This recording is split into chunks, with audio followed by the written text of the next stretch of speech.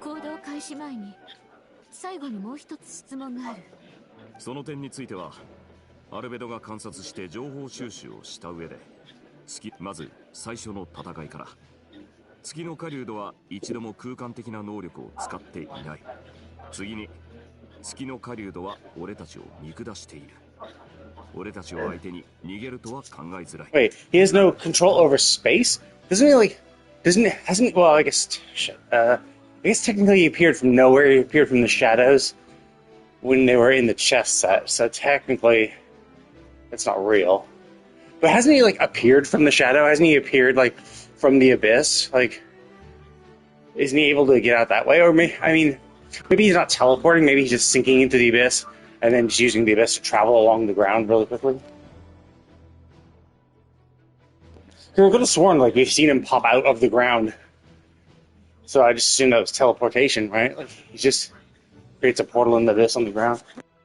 最も重要なのが、月の狩人は月の化身と彼の怒りを買った観察者がこのチームにいる以上、離れたり逃げたりするとは思えない。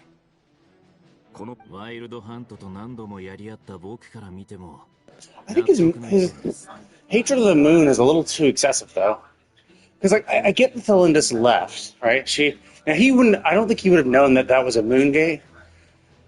And she was like, and I think in her like departure speech, I don't think she mentioned the moon, or maybe she said. I don't think she meant. I thought she said she had a solution, but I don't think she explicitly said, "Oh yes, I'm going to use the moon to fix all these issues," right?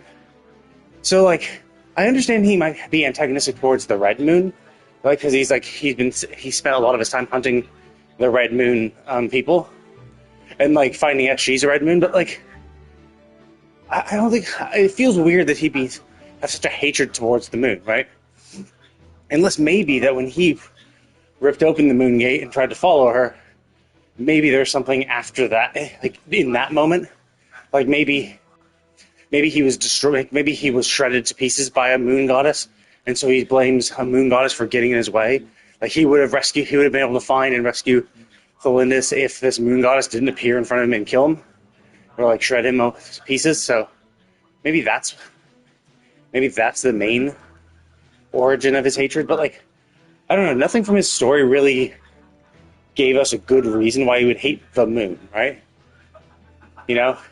Because you could understand that, oh, well, he thinks the moon took away Thelindis, but it's like, I don't know if she ever mentioned that, right? Like, I think in her final speech, she just says like, hey, we can't be together, you know, go and find the ordinary life that you're looking for. I believe I found the solution, so I'm going to head out. But I don't think she said, hey, I think the moon could save us all. You know, I don't think she mentioned the moon in that speech. And I don't see how Rare continuously killing Red Moon descendants would instill him with a hatred of them. So it could be, you know, after teleporting into the moon gate, it could be that's the moment where it could be whatever happened within the moon gate is what gave him that hatred. But yeah, I find it weird at the moment when we don't know exactly what happened. ユメ、では皆の意見を信じよう。以上が今回の計画の全貌だ。アルベドと計画を認証しました。スケジュールを作成しています。オッケー。火力支援は蒼月の子の方も問題ない。他のみんなは？よし、問題ないならこのプランで行こう。撤回する。撤回もありなのかよ。誰しも後悔する時くらいあるだろ。たった一言で追い詰めるってのは理不尽だ。セピュロス騎士団が優しい組織だってのはそう。仕事場で本名は口にしないルールなんだ。この計画は絶対に。 I mean, I think that's incredibly stupid, right? 私たちも協 So 力 please use code names. Like, you do realize you fucking outed him, right? You know, he could have said, you know, who do you hear from Luke? You know, and she could have just remained silent. The fact that you even said his code name, you're just admitting that yes, he's one of my sources of information, and this is his code name, right? That is incredibly revealing, right? Like, you're an information broker. The chances are that you've interviewed and interacted with other people in other locations is obvious, right? So, you know, but by having a code name for him, you are clearly indicating that he is special and is a source of information, which is, you know, not really what a good informant would do. To basically admit that, yes, not only did I hear from him, but I hear him so often that I've given him a code name. It's like, that's, you know, bad. Realistically, it's something that she would have never done, right? Regardless of how much she trusts people in this room, right? She's not really, she's so far, like, you know, she's always been like, hey, you know, I demand payment for my services. I'm not going to just give up shit. So the fact that she said something like this is like completely out of character with her, regardless of how much she trusts us. The only reason I could think she would ever admit that is if everyone in the room already knew it, right?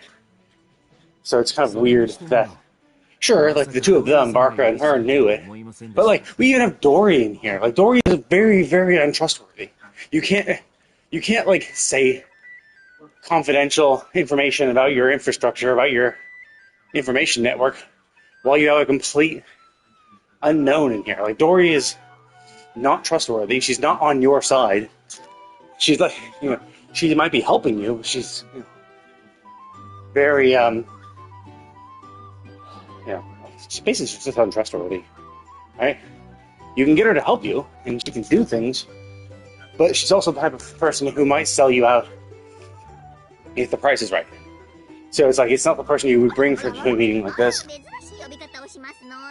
分が高いやつは名前も高いって言うけどフリーズさんの名前も長いそうですわね。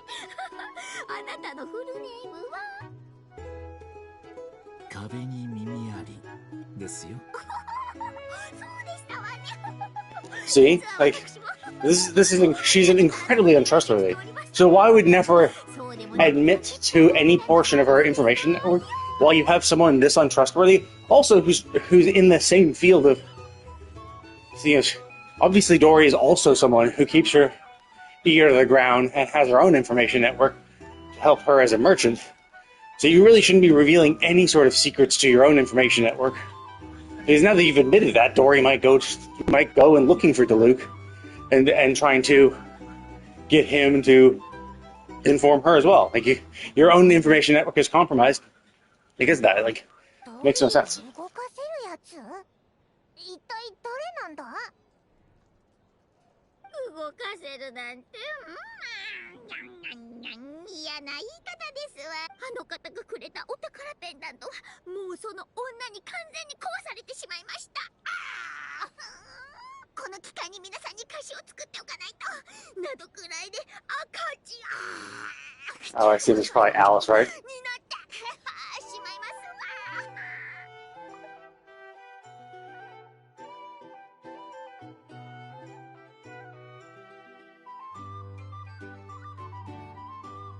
Now that ladies,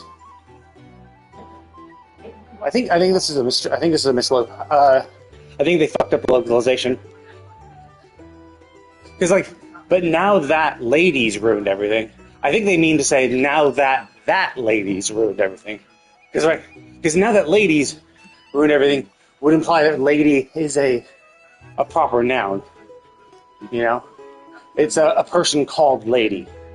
You know? But now that that lady's ruined everything, it just indicates, oh, there's a woman. There's a particular woman that has ruined everything, right? Now, obviously, they're both still, referring to a specific woman, but you should have two that's. It should be now that lady's ruined, not now that lady. You know? So, not a huge issue. And I can easily see why it would be overlooked, because you do have a that, but you needed two that's. So. しかしそのペンダントは一体。とある大魔女が作ってくれたお守りです。私のビジネスパートナーと言える方でして、私が災いに見舞われないようにと力を貯めておく容器をくださったんですの。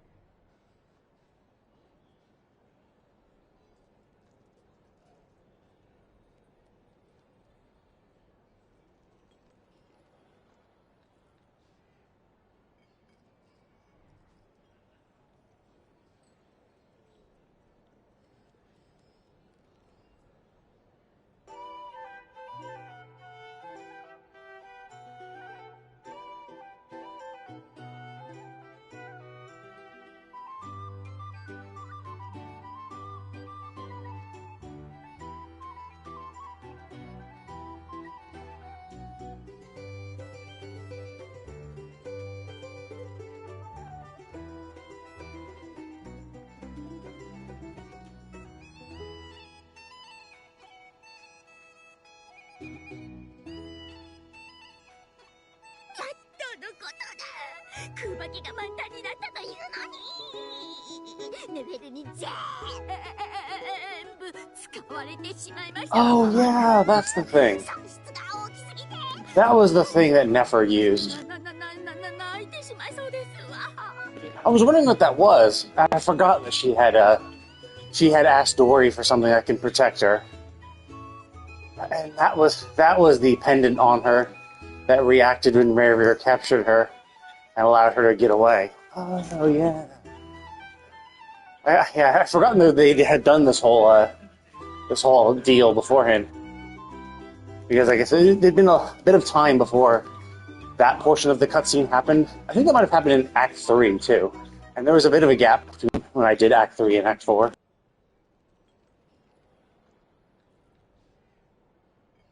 今回は確かに私が悪かったよ。うっかりしてた。後でちゃんと弁償するから。I mean, this is a little stupid though. Drain all the Kubaki. It's like, dude, you're working with a fucking Moon Maiden who's just chock full of the Kubaki who could instantly fill it, probably.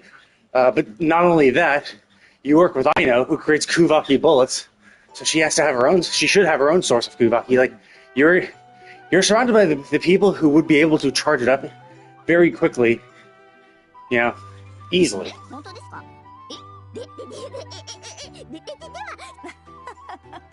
そう言うと思ったよ。渡してもいいけど。こいつは確かに役に立つが、この一件で跡形もなくなってしまう気がするね。Oh, that's a shame. I just assumed he was going to get out of the chess set. That was it. I didn't think he was going to actually destroy it, which is a shame because that's obviously a powerful artifact. そう決まったもんでもないさ。 That's what I find weird too. Oh, I guess it's bankruptcy for me. It's like, what? Like,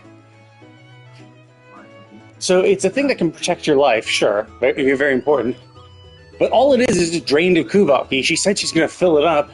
So how is you getting something back in the exact same condition you gave it in mean bankruptcy in any way?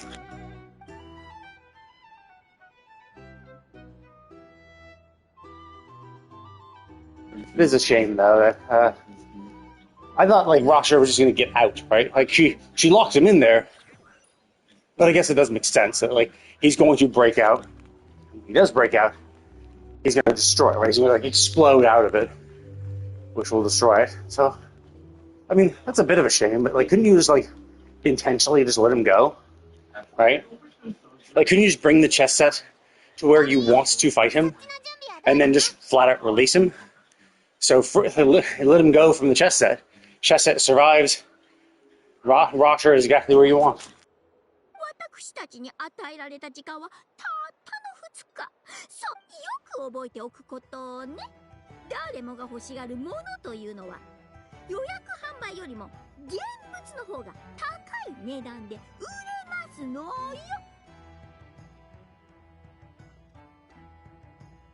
Yeah, so basically what she's saying is, hey, now that I know that there's a huge crisis, I can make lots of money off of the people who are going to, off of the people who need assistance. Now that I know there's a huge crisis, I'm going to charge a shitload for disaster relief, so that I can gouge as much money out of the people who are going to try to like, you know, who are in a dire situation. Like, this is war profiteering, basically, you know. Very frowned upon, very immoral, where you're just like, yes. So basically, since you know that there's going to be a disaster, you're collecting a lot of disaster relief materials so that when shit hits the fan, you can sell them for an increased price against these people who are in a bad situation.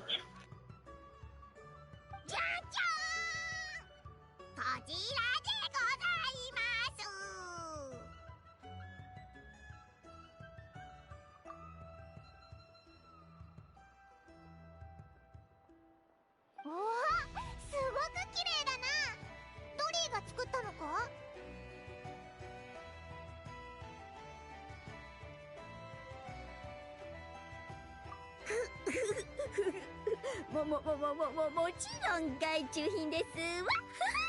知り合いですのでお値段もお買い得。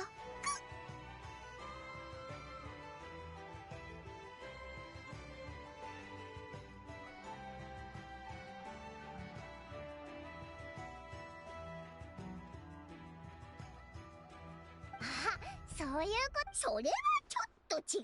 大魔女アリスさんはこう言っていましたわ。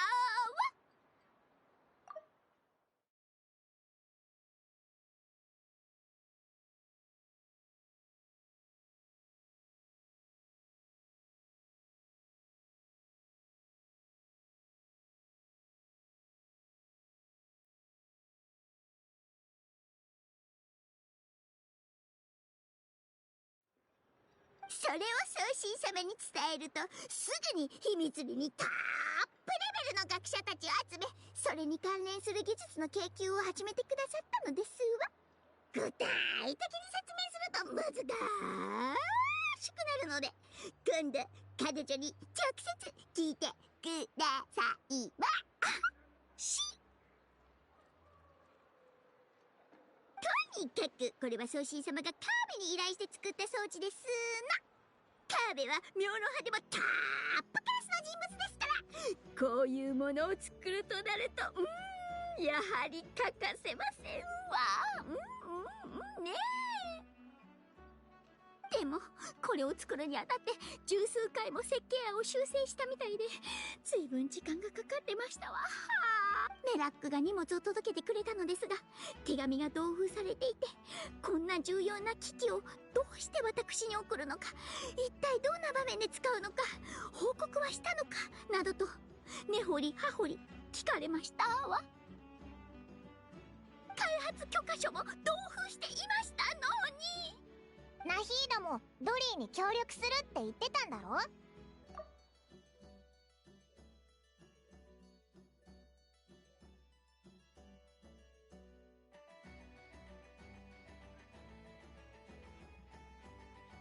Wait, why would Kaveh be the most logical?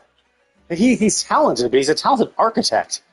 You know, you can't really translate an architect with a tinkerer, right? Like with a, mechanical engineer. You know, maybe he's a lot of things. Maybe he and is. I mean, as an architect, he would know a lot about tensile strength and stuff like that, so he might be able to create small contraptions, maybe. But even still, like, that's kind of more in the mechanical engineer aspect, not architect. Like an architect doesn't have that many skills that can be used for something like this, especially when it's supposed to have some sort of like special effect. Like he might be able to construct something, because I do know architects do create like models of things, so it could be that if he's given the instructions, he might be able to recreate it from a blueprint, because that's kind of what he does. He creates models and blueprints of buildings to be able to assemble a model based off a blueprint. Might be doable for him. Still kind of a weird choice. I mean, I get you want to try to include him, but like he's not really a mechanic. I mean, he could also be a mechanical engineer for all we know, right? He could be his passion is architecture, but he might have researched a few things from the academy.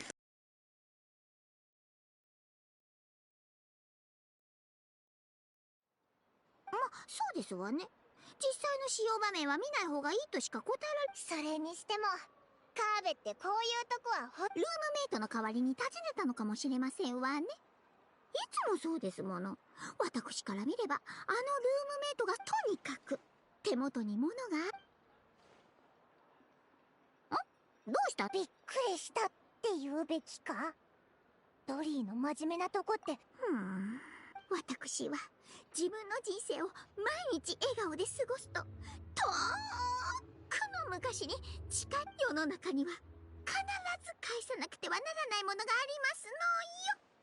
借金、人情、そして恩。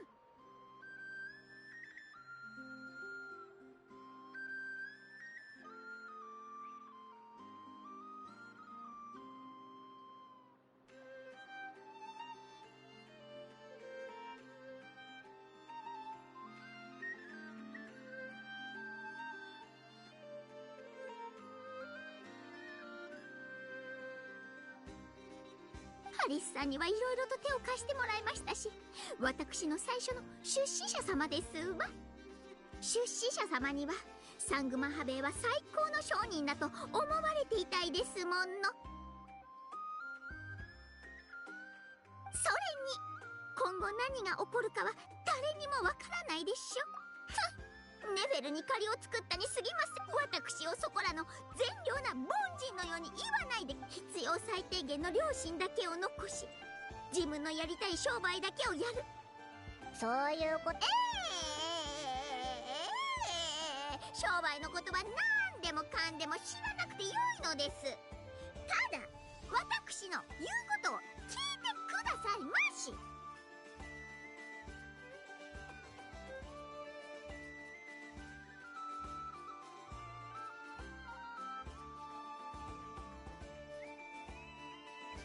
Would it be square though? Because I thought there was a deal. I thought we got the protection pendant for something, and even then, the agreement was to give it back. Although it could be, there might have been other debts, because I'm pretty sure like that Dory kind of owed a little bit more to Nefer. So I guess Nefer could have just done this as a way to say, "Hey, we're square. You know, hey, don't worry about it." Although it's kind of weird because Nefer did say, "No, don't worry, I'll charge it with Kuvaki again," right? It's like, oh, okay, well, if she's gonna charge it, then she can return it, no issue. Like, it seems weird that after she says, no, don't worry, I can put it back in the state it was. You'd be like, nope, we'll call it square. It's like, what? Like, also, like, you gave her a protection amulet, like, to then say, wait a minute, I gave you that protection amulet, but I didn't expect you to actually use it. Like, now you owe me more. It's like, what? Like, that's the whole point of giving someone a protection amulet, right? To protect them. To then say, oh, you actually used it? Oh, okay, well then you owe me more. It's like, no, like... It's like saying, hey, I'm going to lend you this thing, but don't use it. If you use it, you owe me twice as much for it. It's like, what? Like, that's dumb. So the whole purpose of lending somebody something is under the assumption that they may use it. And I get what Kuvaki might be something special for her, but like when you're told, oh yeah, I'm going to charge it, return it, then why wouldn't you just accept it, right? Because if it gets charged and is returned, it's getting returned in the exact same state it was in before. Okay, looks like we're starting.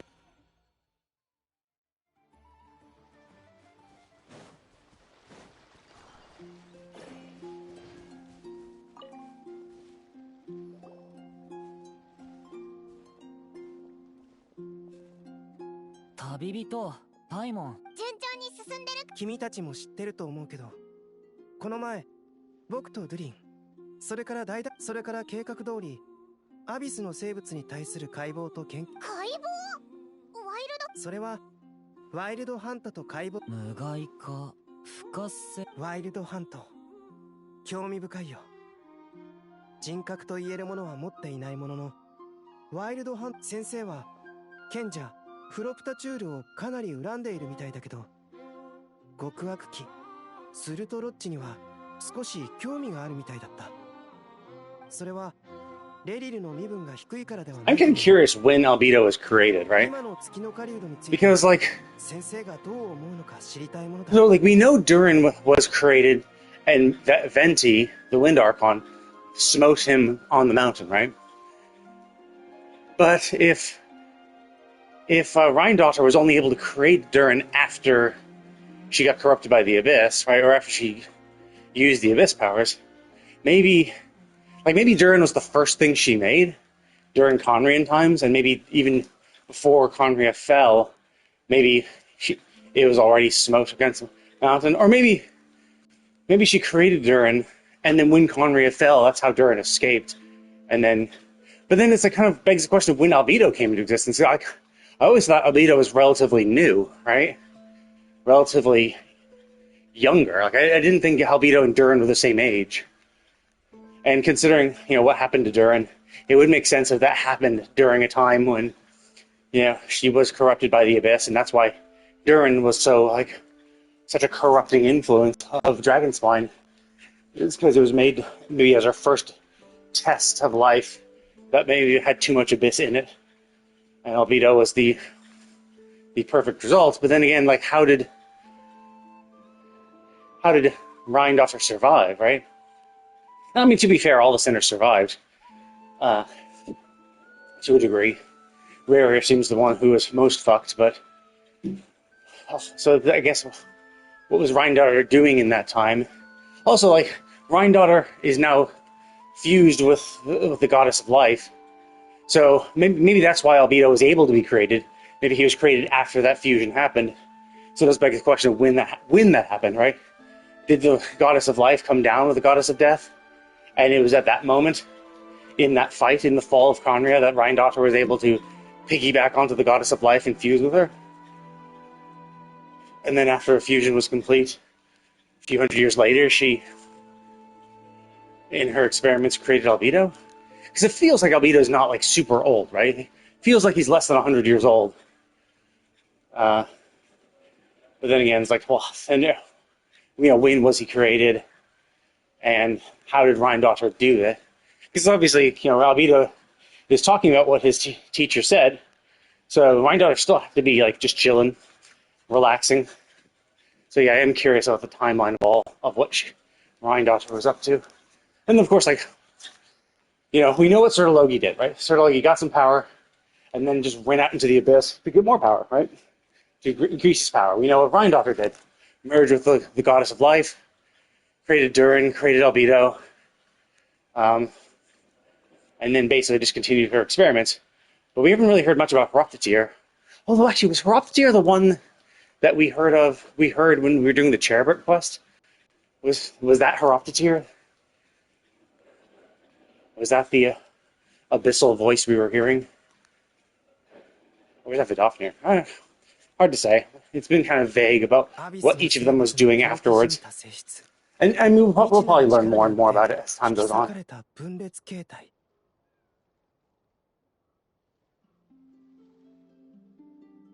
こんな状態になってまで生き延びられるなんて、自我の一部を犠牲に答えの本。ごめん興味がある分野でね。話を戻そう。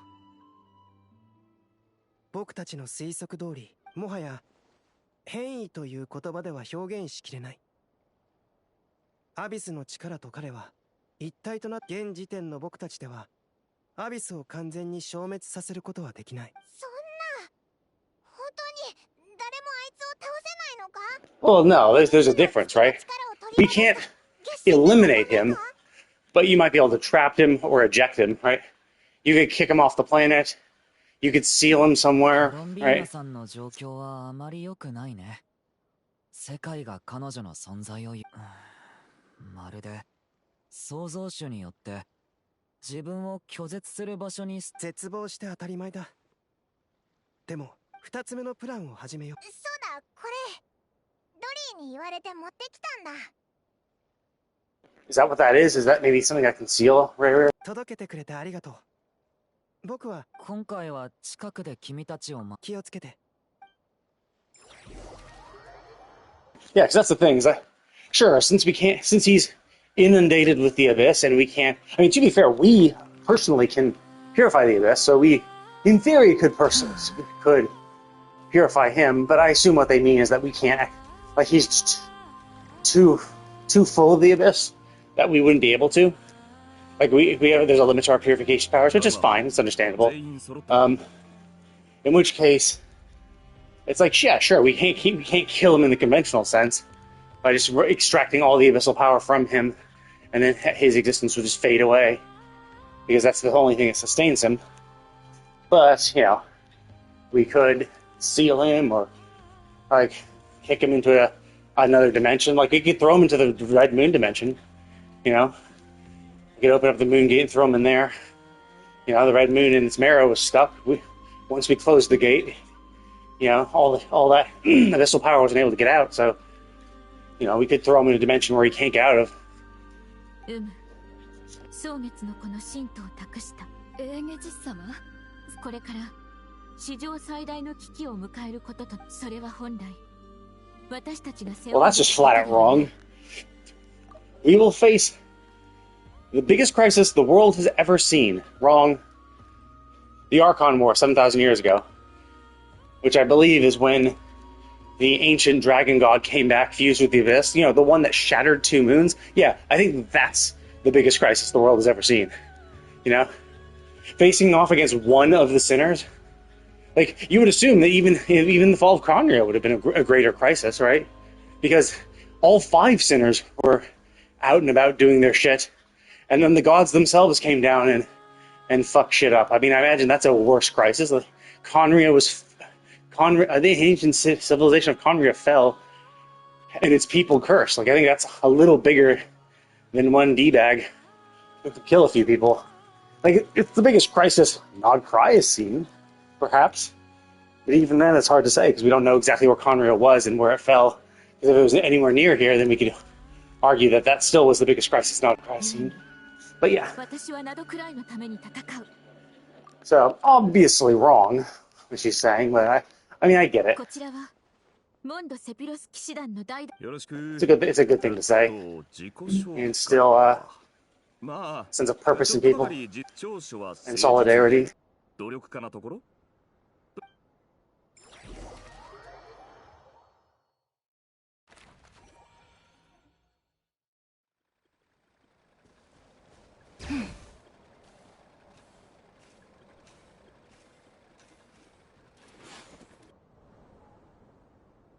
Oh, here. 何か考え事？貴様はコロンビーナだな。そうだよ。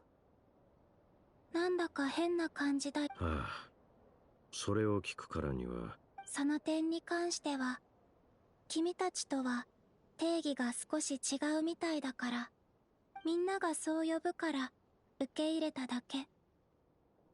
今までもそう。周りでおかしなことが起きても、呼び方の背後にある由来、そこに込められた気持ち。前はあんまり気にしてなかった。I mean, not really. Because honestly, who cares, right? It doesn't matter what you're called.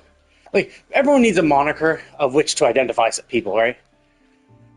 And it doesn't really... What the name is doesn't really matter. Why the name is. You can say what names mean to people. Like, I don't know. I find that a little weird. It's definitely something that's more of a Chinese, Japanese, and Korean type thing, where the characters themselves of a name mean things. So like Mitsuki in Japanese, right? The name Mitsuki could be using the characters of pretty for me and ski for moon, right? Pretty moon, right? So you could name someone Mitsuki, and you're saying, hey, yes, they're going to be a, you know, like that. That name has meaning in of itself, in addition to, you know, how it sounds and as an identifier. But realistically, names don't really mean shit, right? They're just a way to identify people, and you understand that at the very least. So that's all.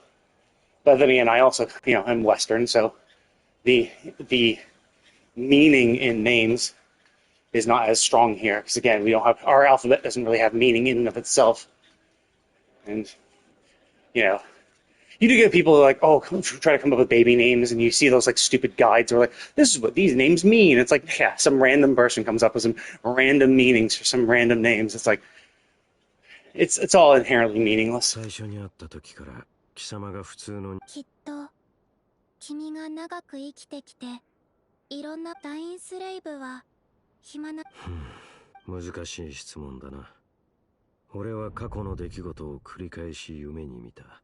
人々と戦っていることもあれば、あまりにも時が経ちすぎて。憎悪の感情は愛やそんな理由で弁解するつもりはない。ただ、美しく幻想的なものを、レリルのことについてはとても感謝している。I mean, it's also understandable too, right? Like, the beautiful moments, the happy moments, only lasted for, let's see, I mean, let's say he's 30, right? Or at the very least, okay, so the beautiful memories last for like 20 years, right?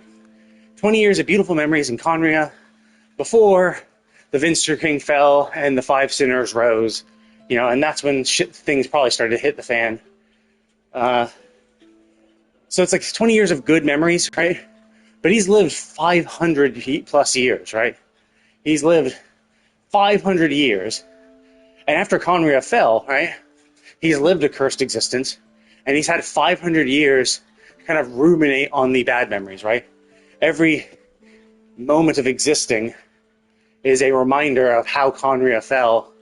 And is a reminder of the bad memories, right? So, it's not that the bad memories are. I mean, bad memories are easier to remember. I mean, it's how we learn, right? We remember our hand getting burned on a stove. Why? Well, survival. Because we remember this bad memory longer, we're going to live longer because we're not going to do it again, right? So, generally, humans remember the bad memories easier as a method of protection and survival. But also, it's like in this case, every moment. But he's living for 500 years. He has to remember, yeah, why is he living for 500 years? Well, because of the fall of Conria and the curse, right? So every moment of existence is a reminder of the worst parts of his life, of how it fell, how he's powerless to do anything about it, and now how he is cursed for eternity to, you know, live like this, right? So it's not crazy to think that the good memories of Conria would be lost when you're constantly reminded about the negatives. どういたしまして。友達。あいつは俺を裏切ったし、俺もあいつの苦しみを本当には。So he's the one who betrayed him? Well, actually, no, I guess the betrayal is him accepting the Abyss power. I think that's probably what he means. Is that Rear was his friend. I assume he betrayed him in some other method, right? Like, actually, like, really betrayed him. But it's like, no, he didn't really betray you, he just betrayed your expectations. You saw the other people take over the Abyss power, and you didn't think your friend would also do the same. And your expectation was that he wouldn't, and he did, and so he betrayed your expectations. But that's not an actual betrayal, right?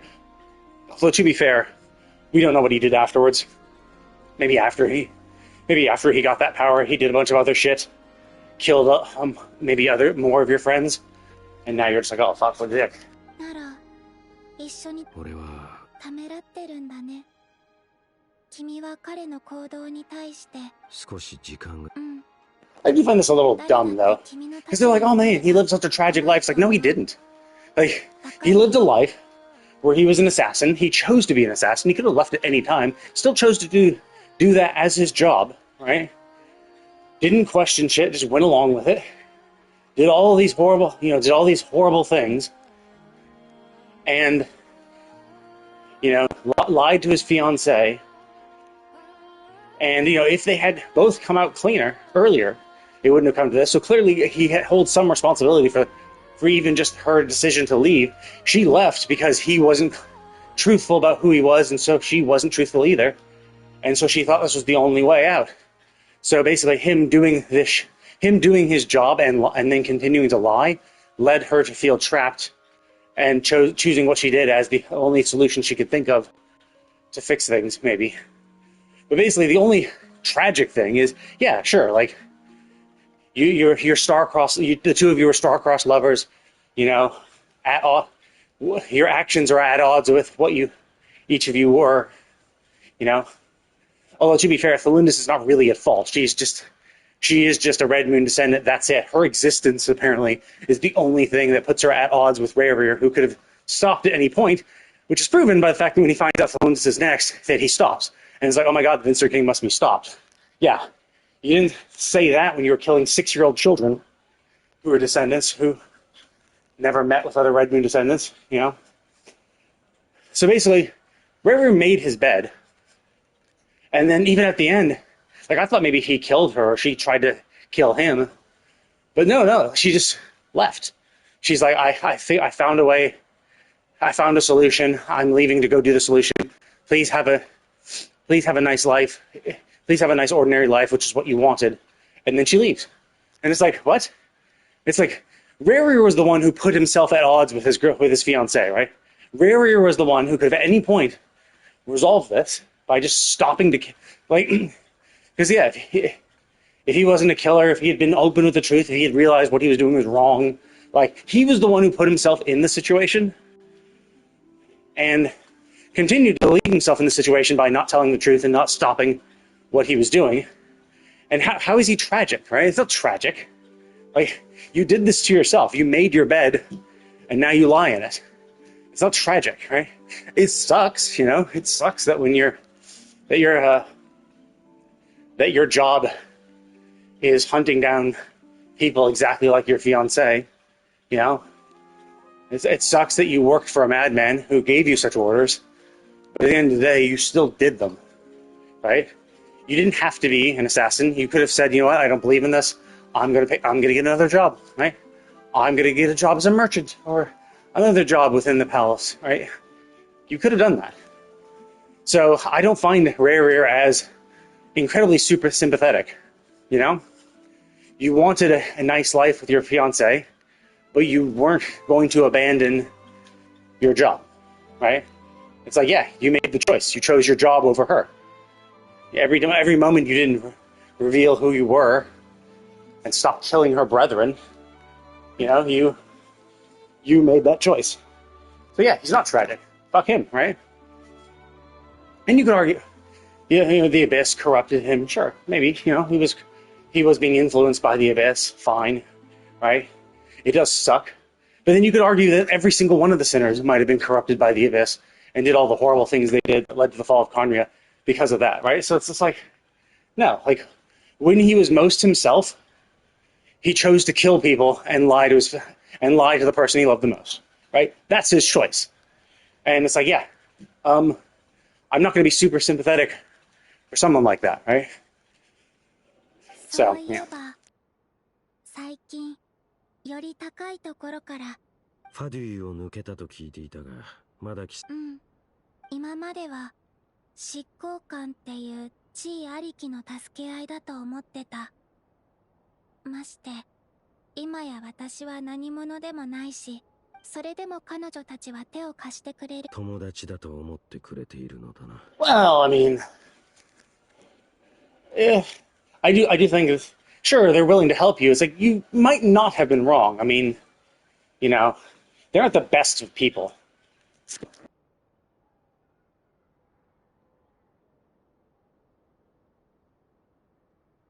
But I mean, it is true that, like, Sandrone is still talking with you, and even though she's very much a tsundere, she's still helping. Arlecchino also is doing the same. So, yeah, sure, you might have thought of that entire arrangement as purely transactional.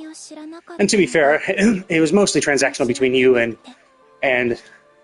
the Cryo Archon. I don't know. I mean, who knows? Maybe the Cryo Archon does miss Columbina, and it's not like all of the Fatui, you know, would still treat her as a friend. I'm sure like Arlecchino and Sandrone are probably the only ones, and all the other ones would treat her antagonistically or lock her up. I don't know. Maybe Tartaglia wouldn't give a shit. But I could also see him be like, "Oh, she's powerful. Oh, I'm gonna go fight her then, and lock her up again."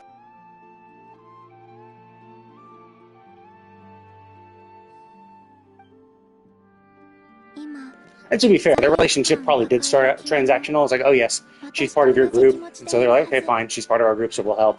But I mean, the fact is that yes, they were able to build a relationship that endured beyond just the purely transactional relationship she had with the Harbingers. 挨拶。こんにちは。捕まっちゃったぞ。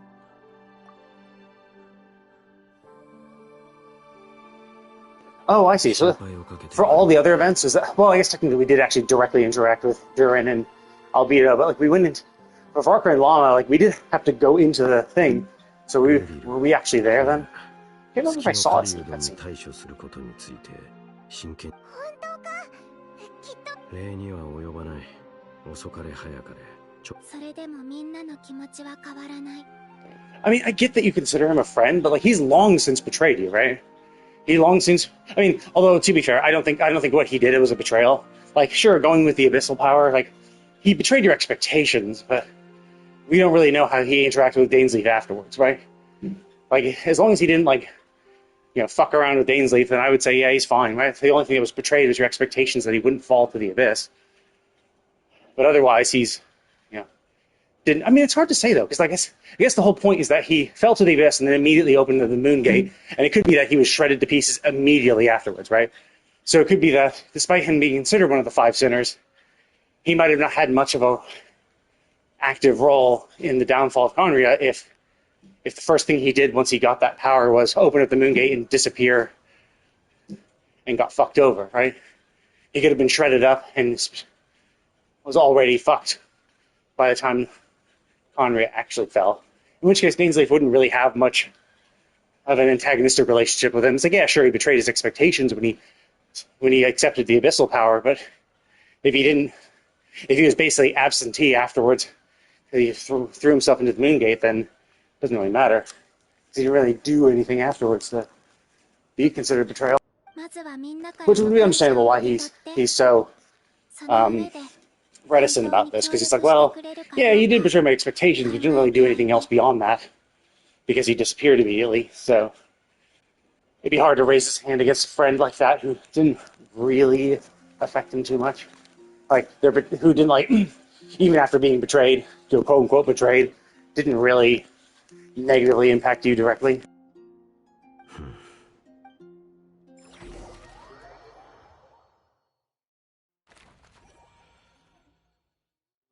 そろ時間だな。約束の場所でみんなと合流しようぜ。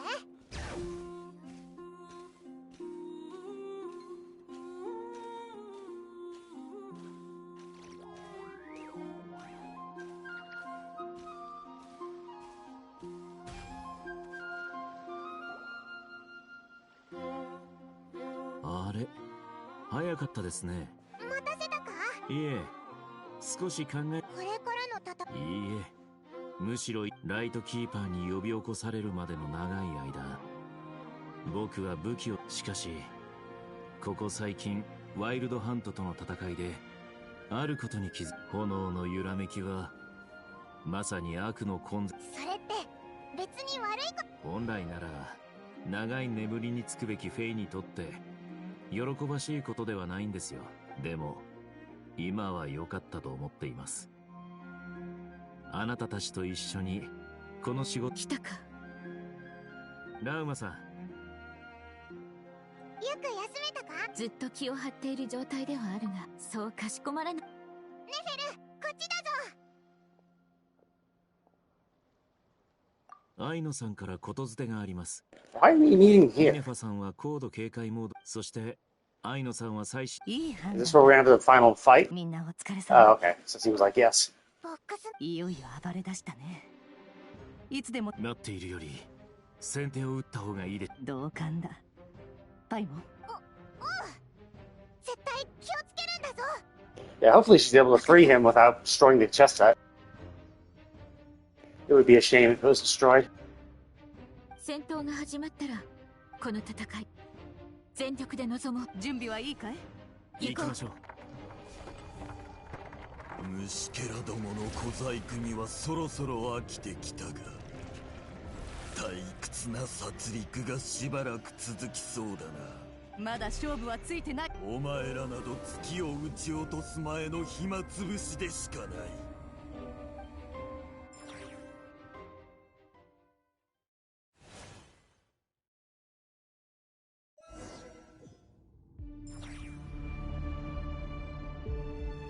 気をつけるんだよ。どけ。メテル、気をつけて。浴びるもの。無意味ですよ。お静かに。愛の無鉄だ。これならどうだ。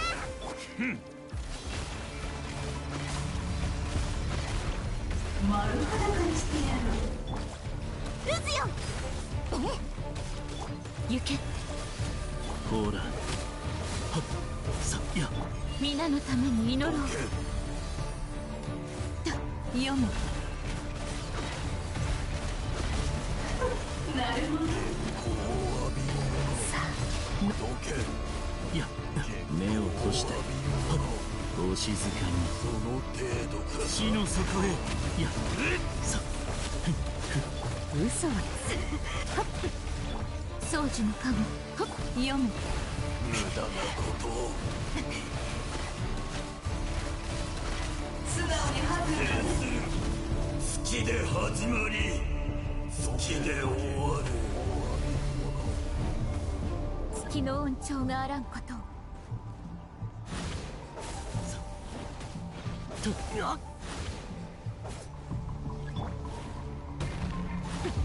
真実はまるで影。迷えるものよ。ほら、さ。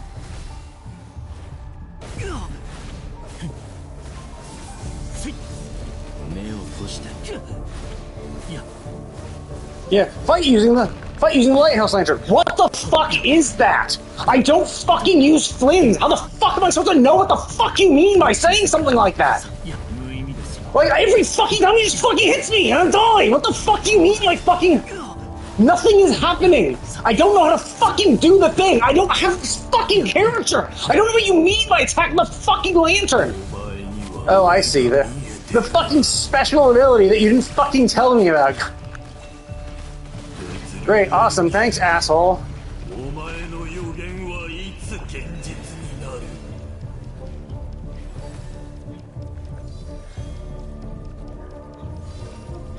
Where the fuck do you... Where are you telling me to go? Oh, there it is. Yeah, when I already... You can... Yeah.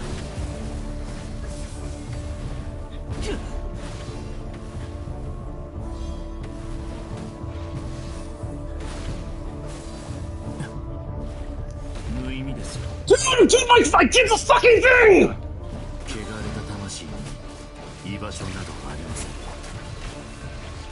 I do the fucking thing. It's like, yeah, you didn't do it. You didn't do it in time.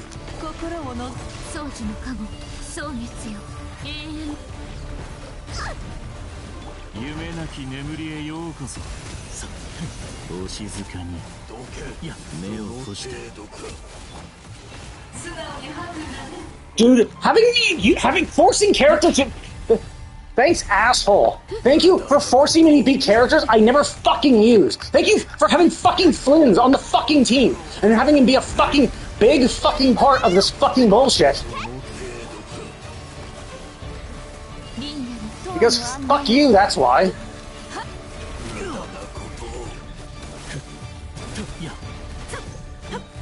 It's like, dude, thank you.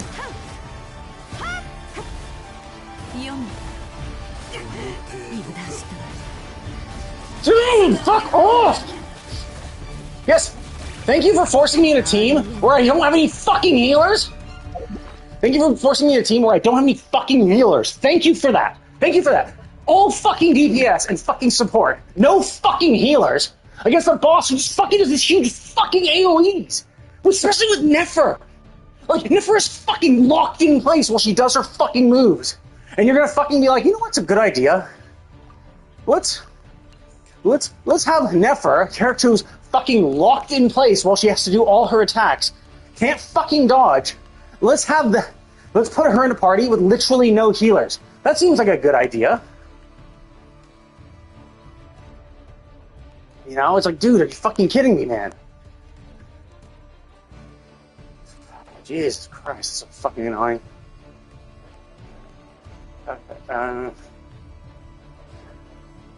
It's not a delicious burger. No, that's a special dish. This is not special, right? So it's like, yes, thank you. Have no fucking healers. But against, and maybe the whole point is that it's like, oh, well, don't worry, that even if you have no healers, it doesn't matter because, you know.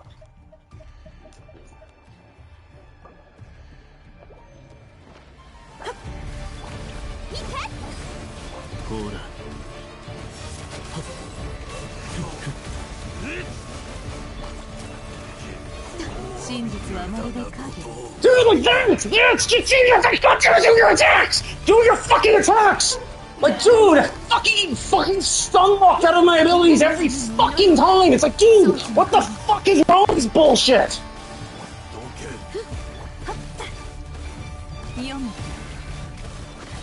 It's like, dude, it's so fucking annoying!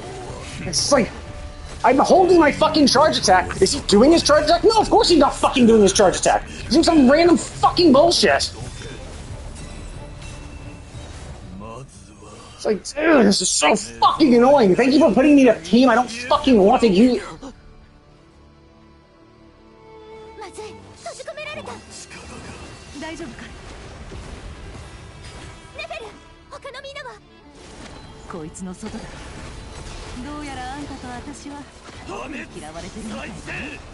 Dude, leave me this fucking attack and get fucking stun locked out of it! What the fuck is this bullshit?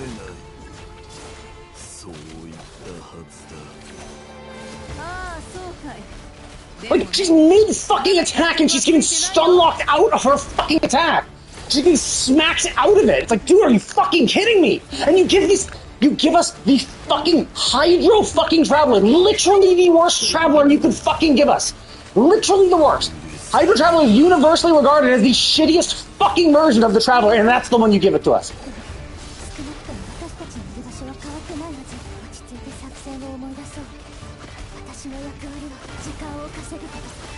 God, it's like, and it's like you give us the Hydro Traveler, literally the worst Traveler you could possibly give us, universally regarded as the shittiest fucking one, and that's the one you give. Awesome. The one that has the fucking burst that instantly goes through them. It's fucking useless.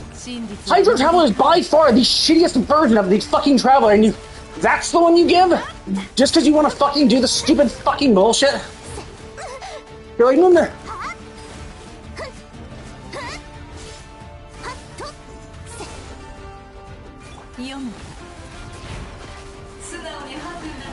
Do I seriously need to beat him with these characters? You're giving me 2 characters and that's it?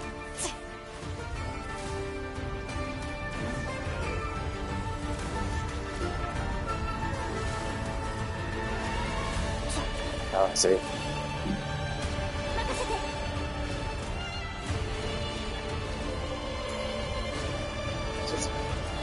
That's supposed to do something?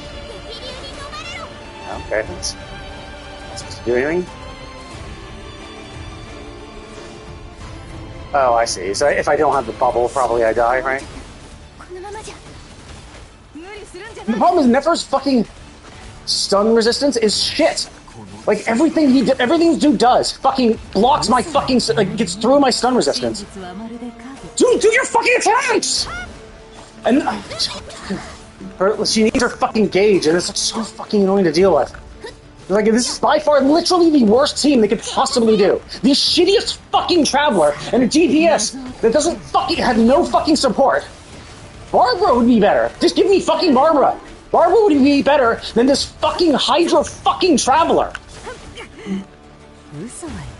Dude, I didn't want to do that! I wanted to swap! Could you fucking do the buttons I fucking tell you to do, for fuck's sake? Like, how many fucking times do I have to fucking press the same fucking button? And it doesn't fucking do shit!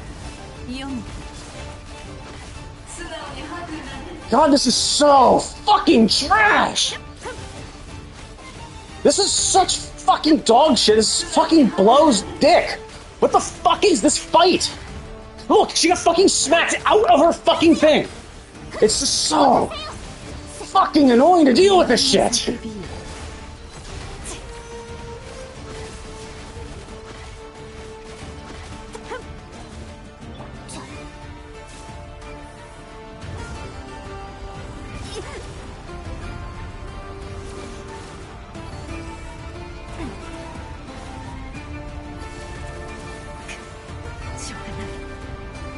Oh, I can't swap? Oh, I see, I can't swap because they're forcing me to do this attack. But holy fuck, this is by far the most fucking annoying fight in the fucking world. Where it's like, hey, guess what? We're gonna force you to use Nefer, who has really shit sustain, keeps getting smacked around because her resistance to anything is fucking useless. Because it's like, yeah, every single one of his fucking hits can penetrate that fucking resistance. So it's like, great, awesome, thanks, awesome. Thank you for giving me a character who gets smacked around by every fucking attack the guy does. And literally the worst version of the Traveler you could possibly give us. Like, literally every version would be better.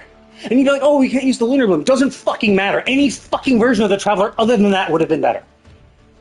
It's just like, holy shit, it's terrible.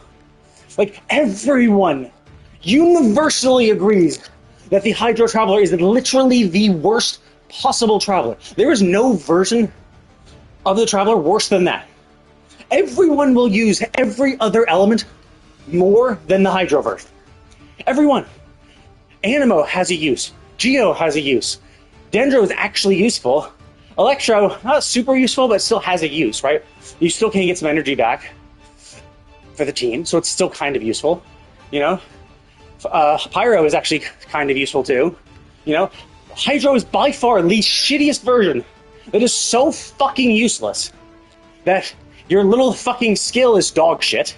It's like Nouvelette's, except far worse and far more inconvenient and not in any way useful. It doesn't do any sort of damage at all. It does no damage. It locks you in place like Nouvelette. You can't instantly do it, right? It locks you in place while you have to have it go out. Whereas Nouvelette's, the only problem with Nouvelette is that he has to charge it. But once it's charged, it blasts immediately. And you can then continue to move. So if you have the full charge, which you get if you have droplets, you don't have to charge at all. Whereas Hydro Traveler has to stay in that mode to continuously shoot bullets, all of which that do shit damage and reduce its own HP. And then the burst goes through enemies so fucking quickly, you get like 1 or 2 applications of Hydro and then it's gone, if that. It is by far the most useless class, and that's the one you give us for this fight. And then you fucking force us to be a 2v1 with literally the worst fucking Traveler you could possibly pick for us. And Nefer, who can't fucking avoid still getting hit. Like, give us fucking Llama instead, for fuck's sake. You know? Because at least I can just wait until Llama has her full fucking charge, you know, and get her blast out. Like, Nefer is like, she's a good DPS, but without anyone to fucking heal her, she's fucking useless. Because she takes so much fucking damage, and every fucking one of his hits smacks her out of it. So she's not able to do her shit, and then it just sucks when the buttons don't. I press the buttons. I'm like, oh, okay, I'll do my skill. Okay, I'm holding my charge attack to do her thing. Nope. Does she do it? No. Oh, I want to swap.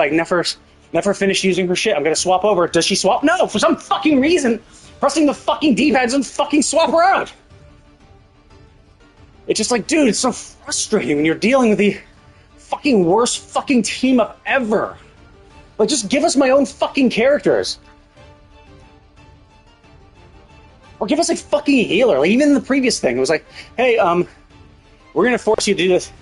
And then it's like, oh, use Flynn's lantern. And it's like, oh, okay, because it was an L1 square type action. It's like, oh, we gave you a special action. Yes, but guess what? When I'm not Flynn's, when I don't have a Flynn's, I don't know what the fuck you mean by that. I don't know if you're telling me to do one of his attacks, because I don't know what his attacks are. So here's a radical fucking idea. If you give us a special ability, tell us. Please use Flynn's lantern. You can use that down below. Like, highlight the fucking button down below So it's obvious that, oh, okay, this is not his normal attack. It's not that it's not that he's supposed to use his skill or his burst, because that's what that attack is called. No, it's a special, unique ability that we've added exclusively for this fight. It's like, great. It's this lack of foresight to think that, yeah, surely every single player is going to know every fucking attack that Flynn's has, so they know, wait a minute, Flynn's doesn't have an attack called that. That must be a special ability. It's like, yeah, thanks, assholes. Thanks for throwing us in this fucking bullshit.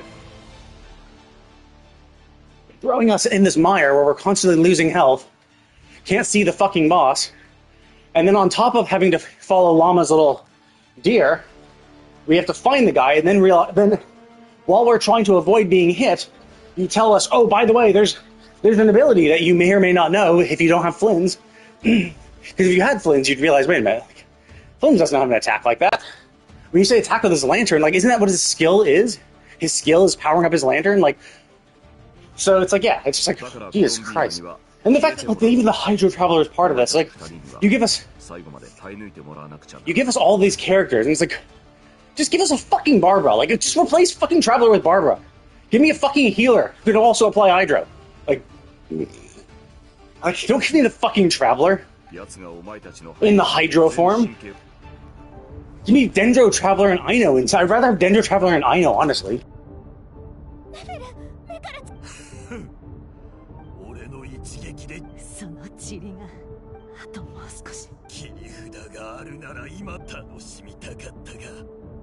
But yeah, I mean, that was shit.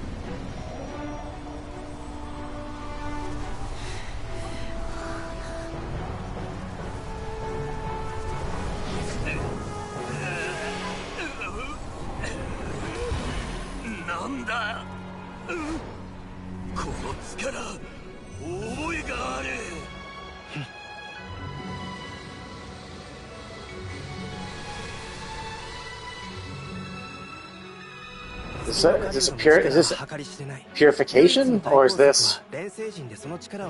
Oh, okay, so yeah, so it's absorbing his power. Oh, I see, so they're turning...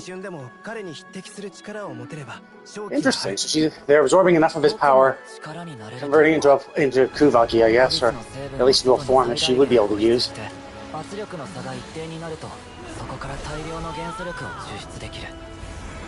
Oh, that's an interesting idea. Because Durin was kind of created, corrupted by the Abyss, and we were able to get him a new form, but it could be that he can act as a medium to do all this shit, to convert. He could act as a medium to allow the transition of Abyss energy into his own energy, which then he can convert.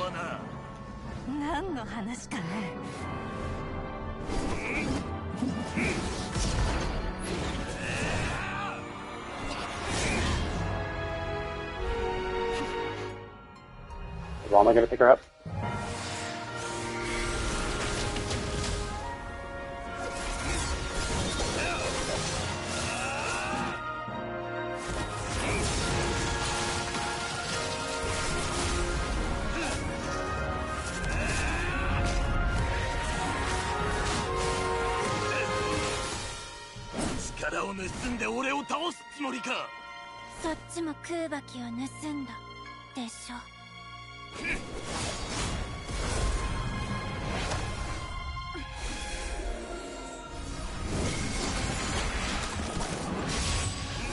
I am the storm that is approaching, approaching. Up the moon gate.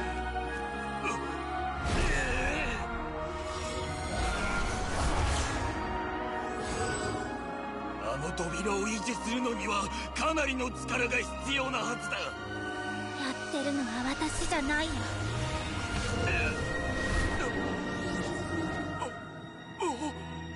さらばだ、レリル。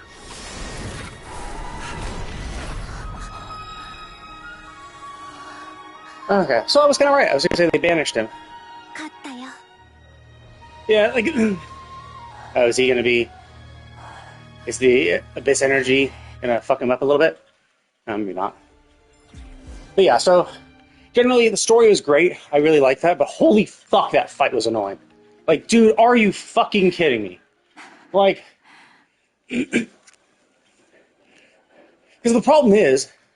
I mean, I think that I was constantly getting regenerated, so I was getting health back constantly. Otherwise, I would have long since died. But it's just like, dude, you give us 5 fucking DPS and support, not a fucking healer in the midst, and Nefer is not immune from his attacks. So she has to hold her charge attack to do her 3 attacks, which like pretty much locks her in place for a good fucking second, in which where any one of his attacks can smack her out of it. And waste her fucking lunar charge. It's like so fucking annoying to deal with that shit. And so it's like most people would be either A, they get good, right? They learn how to use her properly. But even still, like there are some fights that you're just not gonna be good at, right? If you're gonna have an enemy who constantly does really heavy, constant attacks, Nefer is really shit against that. Because she'll get smacked. If it's like a big, so she'd be good against like Ajdaha, right? He has some big attacks, so you can kind of dodge in between and then get out her full combo in between his big attacks. Definitely doable. But this guy, no, he does constant attacks, which means there's no like, oh, you dodge. There's no like wait for a good moment to dodge, and then go in. Like there are a few moments like that where it's like, yeah, sure, after a really big attack, he might stay still for a second, but he also usually teleports around the field too, which makes it really hard for you to be in position to get off one of your attacks perfectly. And of course, Nefer is also a brand new fucking character. It was introduced to this patch. So what are the odds that people are going to be able to play her very well, right? Hey, we gave you this new character. And also, again, not everyone has Nefer. I do, so I was somewhat familiar. And her abilities aren't intuitive at all. You know? Like, I had a hard time learning how to use her. I didn't realize how to use her properly. And I'm like, oh, okay, that's how you do her. That's how you get the most damage out of her. And what's really confusing, too, is that you're losing lunar blooms. You're using up a lunar bloom charge every time you're doing the skill. So you might think, oh, okay, I have a skill up. Okay, I'm going to continue doing my attacks. Like, no, if you're not regenerating your lunar bloom charges, you can't do it. You might use your skill and you are able to do it, right? You're able to trigger the attack, but only if you had a lunar bloom. So even if you have the skill available and have a charge available, you still won't do your attack because you don't have the lunar bloom charges. So managing your lunar bloom charges is actually incredibly important, and that's what makes using her so difficult, is getting the right flow of battle, where it's like, okay, I'm going to do her charge attack, I'm going to do this, I'm going to be doing all these other supports to help generate lunar bloom charges. You're going to do all that shit, right? To get that, so you can continuously use her. But even still, it's not really intuitive. It's not something you just throw someone in and they just instantly get. Like, no, you're going to have a lot of people fucking up. And so the fact that not only do you give us a party with literally no supports that can shield or heal, when Barbara would have been, Barbara would have been a better choice, right?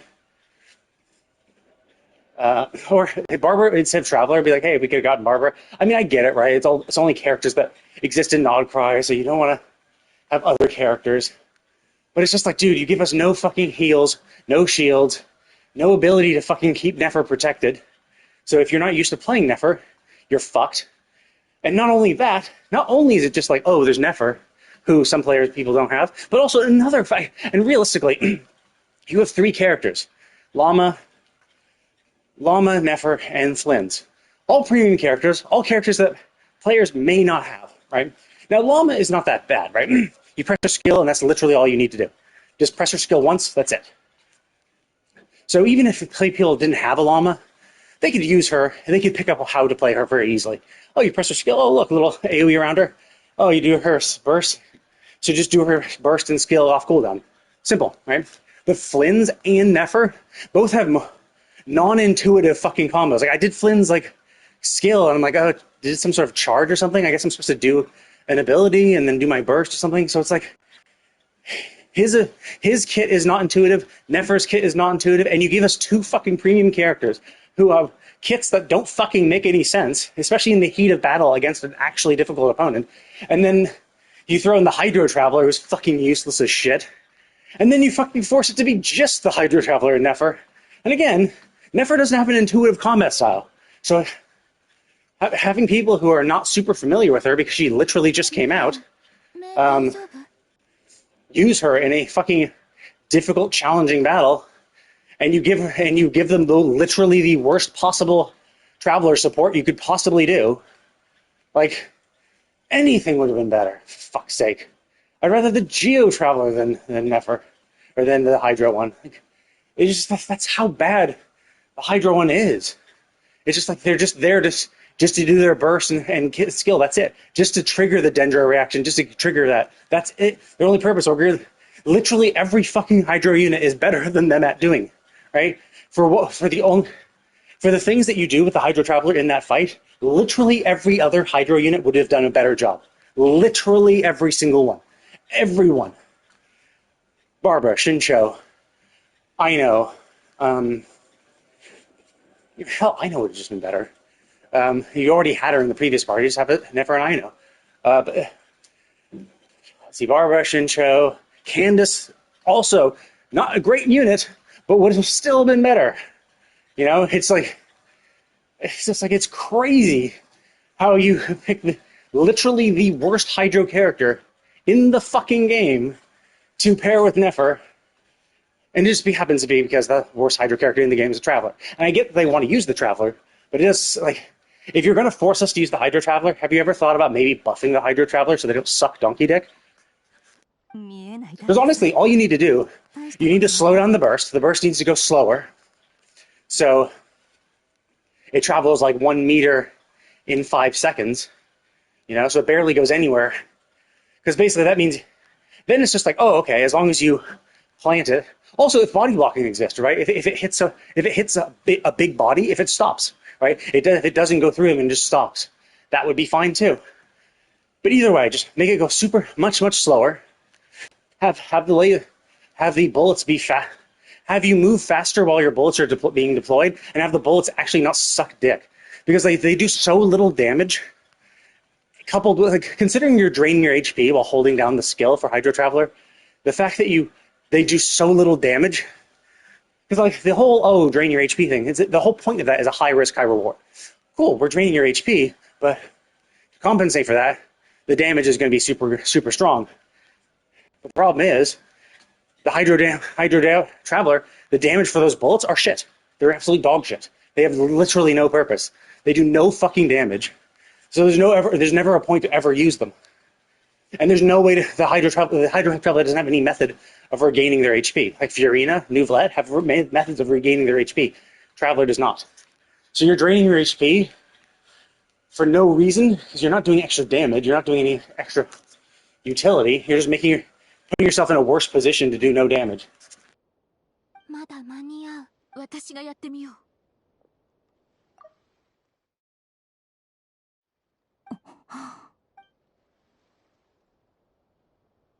Oh yeah, I forgot she did that.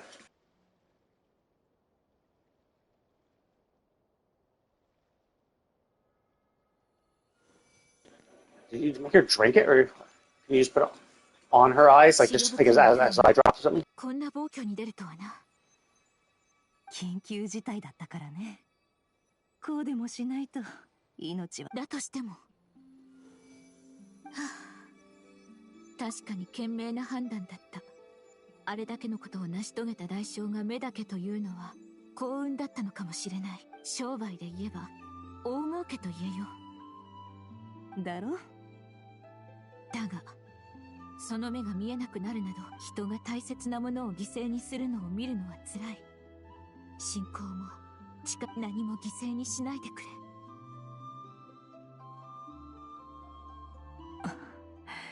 ありがとうね。今できることは尽くした。まだ目を開けてはならぬ。数日間はおとなしく気をつけるべき点はヤホダさんに伝えておく。こたびの戦い、皆のおかげで見事勝利。月もきっと忘れないよ。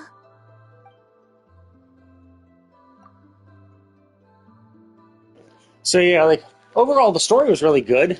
It was just bogged down by a really poorly designed fight, right? Forcing you to have the Hydra Traveler, bad. Forcing you to be with two premium characters, both of which have really annoying kits that just are not intuitive in any way whatsoever. If you don't know how to use either of those characters, you will not figure it out by playing with them. It's the kind of thing where the only way you could figure it out is by actually opening up their talents to figure out how to use them. This is not something you just figure out on the fly, or maybe you can if you're in a zero risk situation, right? If you have like just a training dummy or something, and you're just experimenting with your attacks and stuff like that, you might be able to figure it out like that. But in a tense, oh shit, you're fighting a big boss who's pretty fucking challenging, learning on the fly with both those characters is absolutely fucking insane. Like, are you fucking kidding me, right? And then coupling it with this whole thing of like, oh, hey, by the way, you might not be familiar with this character, but we're going to introduce a special ability that is not one of their actual abilities. But for the people who don't have this character, you don't know it's not one of their abilities because you don't have the fucking character. You don't know what their burst is called. You don't know what their skill is called. So when we tell you to use his lantern, you know, we're just not going to indicate at all that it's a special ability unique to this fight that you have to do with the correct timing, right? That's the problem. It is to give you this ability, throw it at the bottom of your screen, and expect you to see it, know that that's the ability they're talking about. Like, that's the thing. It's like, that's when you fucking put a pause notification. Hey, for this fight, we've given you this ability. And then just zoom in on the icon or have an arrow point to the icon at the bottom of the screen. You can activate it like this. Make sure Flynn's, something like that. Like, please. Pretend that people don't have these characters, so you have to explain how to fucking use them. Like, hell, even in like Zenless Zone Zero, if you're going into the trials, like a character demo, they tell you how to use them. But also, if you're going into a story or a character event, they also give you a little rundown on how to play the character. It's like, oh, hey, you're doing the story? Well, we're going to force you to use Minato. We're going to force you to use Lucia. Here's a quick little brief guide on how to use this character before you have to use them in battle, right? Did they do that for this? No, fuck no. They just dumped the characters on you and said, yeah, I hope you fucking know how to play these characters because here's a big fucking tough boss battle. And I hope you really know how to play Nefer because she's going to be your main DPS in a 2v1 fight with no healing support. I get why they did it, right? I get why Nefer was the main DPS, and I get why us as the Traveler was helping her. It just sucks. And the biggest problem is just how shitty the Water Traveler is. If the Hydro Traveler wasn't complete dog shit, it probably wouldn't be as frustrating, right? But it's because, like, the Hydro Traveler is such shit, literally no one uses them. So again, it's like, so in that team of 5, you have 2 characters who have kits that are not intuitive at all. So if you don't have those characters, you're kind of fucked. You're given the Hydro Traveler, which most people probably never use. Because even once they unlock the Hydro Traveler, they probably swap them the fuck off because of how shit they are. You know? Most people don't use the Traveler in general. But if we actually like looked at a percentage of like people, like what element Traveler people use the most, I would imagine that Hydro would be like 1% or less. You know? So not only are you dumping 2 characters who have non-intuitive kits on us, you're also forcing us to use the least used Traveler in the game. And luckily, it's relatively intuitive. Just do your skill, do your burst. But still, it's just like, dude, I understand why they did this for lore reasons, where it's like, yeah, sure, like, these are your characters. But, like, you didn't have to do it for lore reasons. Although, I mean, I guess technically they did, because you needed a Llama and a Flynn's to be able to beat him during his shadow phase. So, I do get that. But even still, it's like, come on, man. Or if you just let me use other characters, right? It's like, oh, hey, we're going to allow you to form a party. Now, we will force you to use Nefer, Flynn's, and Llama. But you can pick whoever you want, right, for the fourth person, and we'll give you a free I know as a support ability. Oh, that has a cooldown, right? Just say, hey, let us pick our fourth, right? Let us not be the traveler if we don't want to be. Let us pick a healing support or whatever, right? And also, bring up a party for that kind of thing would allow people to go into, because obviously you're in the party menu, so you would be able to review, Nefer and Flynn's and Llama and see and check out what their talents are and figure out how to play them before you fucking throw us into a fight with them. And I'm sure if we died, it would have just revived us instantly. But still, it makes it feel like shit. It makes the battle feel like shit. Even though it looks really cool and all that shit, it feels terrible to have to get fucked by the game like that constantly. Where you can't control it, you can't use the characters you want, you don't know how to use the characters you have. Oh, it just feels terrible. Especially because with Nefer's abilities, you need those lunar blooms. So the shitty thing with Nefer is that if you don't have those lunar blooms, she can't do her charge attack, which is her main source of damage, and you're only given one other character to trigger it with, right? So no one is ever going to use a Nefer with just one other character. You're going to have a full fucking team designed to keep lunar blooms fully chopped off so she can keep doing her fucking abilities. But then you throw us in a team where we don't have any of that shit. It's bad.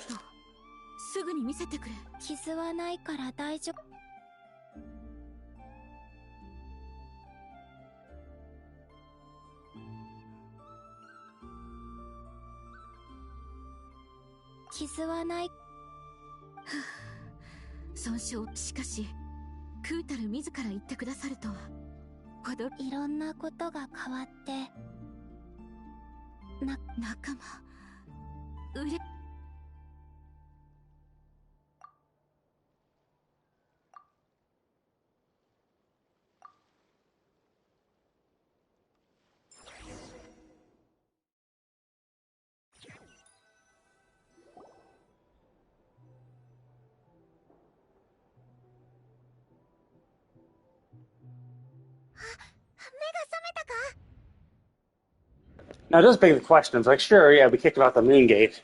Well, we did see the real sky behind it, so maybe he is trapped out there. But didn't he open up the moon gate himself to go after Thelindis? So, doesn't that mean that, if he was able to get out before, he might be able to get out again? Either that, or maybe we're just expecting him to be shredded to pieces again and buy us a few hundred years more of time. 大丈夫だよ、アイも。ならよかった。お前、丸い。一人でもちゃんと食べてた？おう。でも、お前が元気じゃないと味がしないし、ぐっすり眠れないんだ。改めて。あ、そうだ。アルベドが来て薬も持ってきてくれた。いけそうだったら行こうぜ。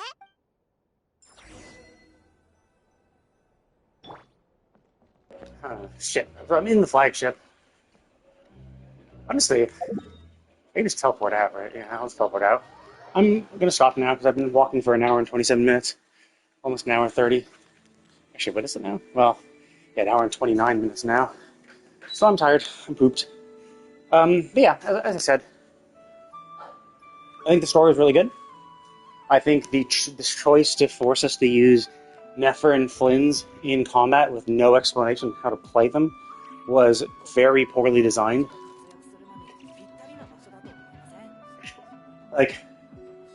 And as I said, you notice I didn't mention Llama. As I said, Llama is very intuitive to use, just skill and burst. You can figure that out. Even first-timers would be able to figure that shit out, right? Of how to use Llama, right? But Flynn's? I mean, I don't know. I've never had Flynn's. I don't even know what his rotation is. I know what Nefer's rotation is, and that's why I know it's not intuitive. Because I tried using her without figuring out how to use her. I tried using her in my friendship team, and then I realized, god damn, this is fucking difficult. This is actually somewhat challenging. I don't know how to use her. I don't know how to use her skill, and because it's not obvious, right? It's not obvious that you have to press her skill and then hold the charge attack, and then leave it held. It's not just doing a charge attack. No, it's holding It's holding circle to start the charge attack, and then continue to hold circle throughout the entirety of her attacks. And you want to hold it. You want to keep holding it down so she does 3 in a row to use up all 3 of the lunar bloom, right? And also, there's also the problem that if you don't have a lunar bloom, if you just use up all your lunar bloom charges and haven't regenerated any of them, you can press your skill, and you can hold the charge button, and you won't do shit because you need lunar bloom charges to do so. You know, so like it's incredibly picky and finicky, and so to like expect us to know how to use this character is a little unrealistic, especially with no guide, right? A simple little heads up of here's the characters, here's how to use them, here's their normal rotation, and it's just like if you have a healer or a shielder, that would be one thing too, right? But no, you give us 2 characters who have incredibly non-intuitive fucking rotations. Don't tell us how to use them. Don't provide us with any method of healing us. Don't provide us with a healer so that we can heal through our mistakes, right? If we had a healer, we could realistically take our time to learn how to use each person's attack, right?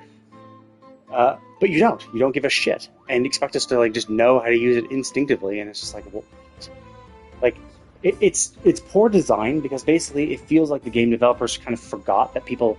Like it feels like the game developers assume that like, oh yeah, you have all characters, right? Like who doesn't have all characters? And it's like, are you kidding me? Like lots of people don't have all characters. Like why are you making it seem like it's a normal thing to have every single character and know how to use every single character? And like for Flynn's, you could argue, well, sure, Flynn's was last patch, so of course people have them and know how to use them. But like Nefer is literally this patch, so you give us. You force us to use Nefer in both the first Phase 1 and Phase 2 for a character that's not intuitive, for one, not intuitive to use, no explanation how to use her as part of the main story. And I mean, I guess technically we were Nefer in the dream sequence, but no one would think in dream sequence where you don't have to fight using that. Like we really didn't have to fight that much. Most people wouldn't look up her kit to see how to use her, right? So it's like. You force us to use Nefer, a character that was just released. So not only might not we have her, like not only are there going to be people who don't have her and never used her at all, you're now saying, hey, and to be fair, there is the guide, there is the character demo thing. But remember, this is a patch that came out. Like this is a character that came out with that patch. So if the second you started the game. When the patch was released, you went immediately into the story. You might have not done Nefer's character demo. Hell, what happens if you're a person who didn't get to it right away, right? Like right now, Nefer's character demo is no longer there. There's no Nefer character demo. So if you weren't able to do the main story, the newest main story within 3 weeks, you no longer have her character demo. So you no longer have a guide on how to use her.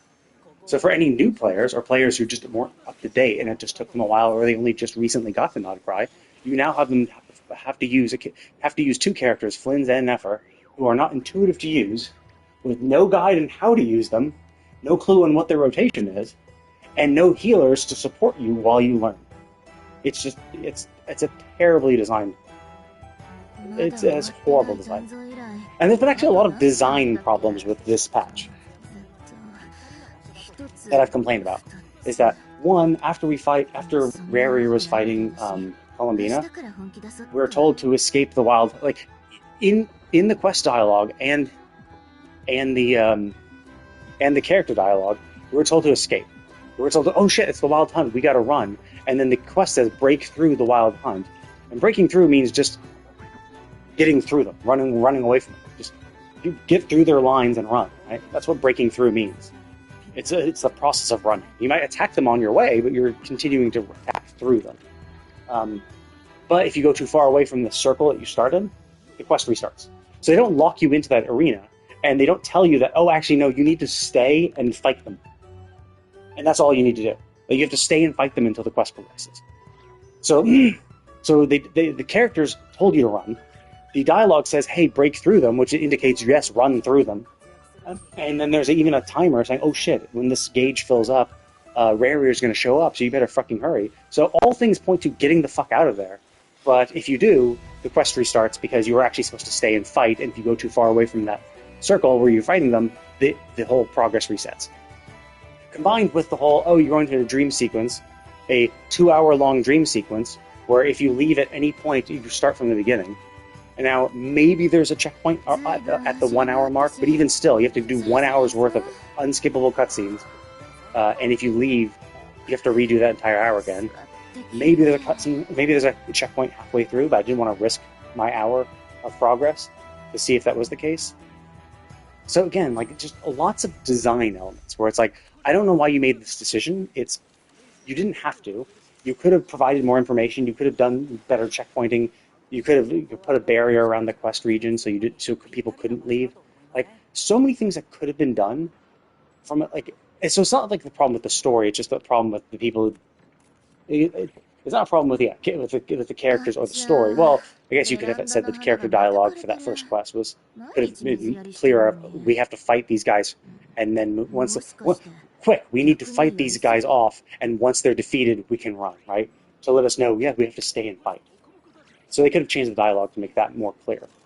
But the quest dialogue also didn't indicate that, and they didn't lock you into that region. So it's like clearly it's other aspects beyond just dialogue. So otherwise the story was great, but yeah, this patch's story seemed to be plagued with poor design decisions. It feels like it just wasn't thought through properly, where people operated on silly assumptions. Where like, it's one of those things where you think, oh, okay, sure, of course people are going to stay and fight. Like, they just don't even think that people might interpret the way the dialogue and quest is presented, that they might just run. And so they don't plan for that at all, because they're like, no, like, because it's one of these people, like, oh, you wrote the quest, so you know exactly what they need to do. So you just think everyone's going to get that instantly. So you play it, even if you play through it, you're going to be like, yeah, sure, I stayed and fought, because I know that's what I need to do. But it's like, they can't think of it from a perspective of someone who doesn't know that that's the thing they need to do, because they do know, and so they can't, they just, it affects their, it paints their perception. And then they just have the and like, as gamers, they think, oh yeah, sure, we'll have the time. Like, when I do an Archon quest, I always budget 2 hours. So getting this 1 hour, like this 2 hour long dream sequence is fine, because I play my game hours at a time. That's fine. Like, and I'm not against it necessarily. Although I still think you should have checkpoints so you don't lose your progress if you need to stop, because it's like, there's no harm in putting checkpoints in to allow people to stop at certain breakpoints if they need to do something else, right? There's no harm in doing that. Also, if you are going to do a 2 hour long non-skippable cutscene where if you leave at any point, you lose all progress, maybe warn people about it before doing that, right? Lots of little things where it's just like, yeah, it's clearly like these people who just weren't thinking things through, or thinking things through a fresh player's experience, and are just like kind of operating on the assumption that, like, of the stuff they already know. Stuff like that. So, yeah, a few poor design decisions. I think overall the game's still fun. Obviously, there's the final little thing, but I've been doing this for too long, so I'm going to go ahead and call it. Thank you all for watching, and I will see you all